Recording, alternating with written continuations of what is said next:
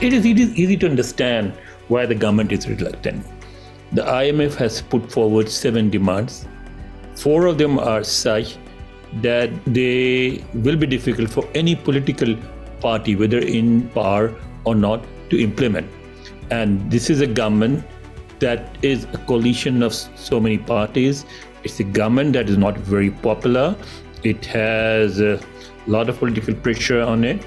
And this is a government that is being forced to go into elections as soon as possible. I mean, most people in Pakistan believe that 2023 is the election year. Now, see, look at the IMF demands. I'll focus on just 4. The first demand is withdraw all subsidies on electricity. Now, you withdraw the subsidies. What does it mean? That means that it will increase what a consumer it has to pay for using electricity.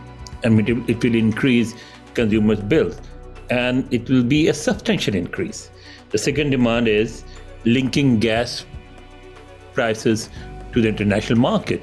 Now, if you do that, I mean, I live in America where the gas prices are linked to the international market, and they fluctuate a lot. I mean, one day you can get a gallon of petrol for $250, $260, and the next day you may get the same petrol from the same petrol pump for even close to $5 a gallon. So that kind of fluctuation, people can. I mean, even in America, it hurts people a lot, even in America. But it's still because the salaries here are much better, so people can still sort of afford to pay according to the market demand. But in Pakistan, where the salaries are not as comfortable as they are in the United States, it will be very difficult for people to pay, say, 100 rupees one day and then 400 rupees the next day. And the third demand is free floating dollars. And now, as you know, Pakistan already faces a major problem. That is, there are a lot of dollars that we receive are smuggled out. They're sent to Afghanistan, they're sent to Dubai, and also our remittances from overseas Pakistanis have reduced. Now, if you allow free floating of dollars, if you allow people to sell and buy dollars as they wish, then obviously it will sort of immediately lead to the departure of dollars from the Pakistani market into the international market, particularly Dubai. Now that's a catch-22 situation for Pakistan.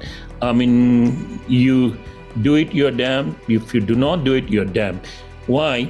Because you see, the dollar. The reason that people are, say, not sending remittances through, they are still sending remittances, but they're not sending it through proper channels. They are using the so-called hawala or hundi channels, informal channels, because the dollar in the market is higher than the official rate. And so people, I was just talking to a group of Pakistanis this evening who wanted to send, say, one of them wanted to send about $100,000 to Pakistan this week. $100,000 means like what? If the market rate is at least $20 to $30 more than the official rate. So imagine $30 means how much money? I mean, it's a lot of money. 100,000 means that it about 30 lakh rupees. So why would somebody want to throw away 30 lakh rupees? Why would it just because it will? I mean, people are not going to use the official channel just because it will help Pakistan. They will obviously, this is human nature. They will go for what is better for them. What is better for them is to get that additional money, the 30 lakh rupees. So they would go for it. Easier option for the government would be to accept the IMF's demand that allowing the free float of dollars and allowing people to buy and sell as they wish. Now you do that, so you for doing that, actually you have to bring down or you have to adjust the dollar according to the market rates. If you adjust the dollar according to the market rates, then that will make the government look bad, because prices will go up. It will pinch the people living in Pakistan. It will be good for traders, but it will be bad for ordinary consumers, and the government does not want to do that. And the fourth demand is stop blocking LCs for businesses, for businessmen. Again, if you allow businessmen to sell and buy goods as they wish, particularly if you allow them to import goods, then again you lose dollars, and we already are short of dollars. So it is a very difficult situation for any government. And but on the other hand, the government does not seem to have too many options. To stabilize your economy, you need IMF's endorsement. First of all, you need the money that they are giving, but that's not a lot of money. Maybe you will get about $1 billion or so, and that will not help you a lot. But IMF's endorsement will, because that will open doors to assistance from your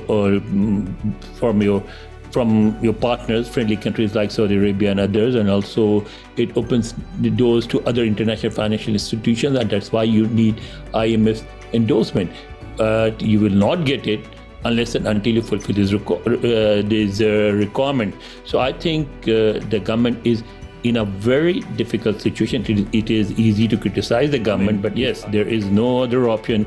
We will have to do what the IMF is asking us to do. But perhaps this government, I don't know, maybe this government is thinking that they should not take these difficult decisions and let the caretaker government do that.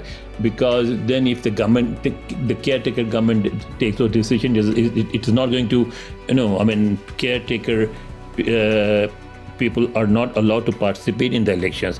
So they will not be running for the next elections, and they can afford to take difficult decisions because it will not hurt them politically. But can Pakistan afford to delay it for the next 5, 6, 7 months? I don't know. I'm asked an economist if Pakistan can. It seems that it cannot.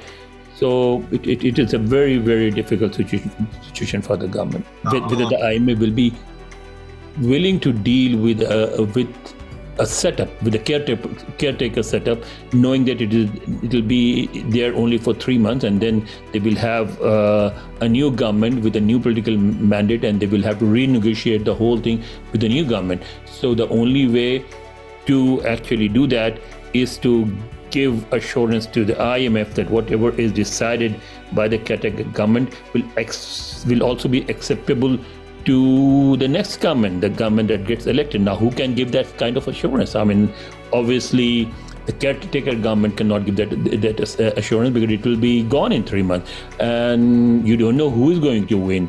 The military establishment can, but then that will be too obvious for the military to actually come forward and offer that kind of assurance. So I don't know whether the military will be willing to come and say that, okay, let's sign this agreement and reassure you that no matter who wins in the elections, Pakistan will fulfill whatever agreement it signs with you. So maybe Pakistan will have to offer sovereign guarantees to the IMF and other donors. I don't know. It's a very difficult, very confusing situation.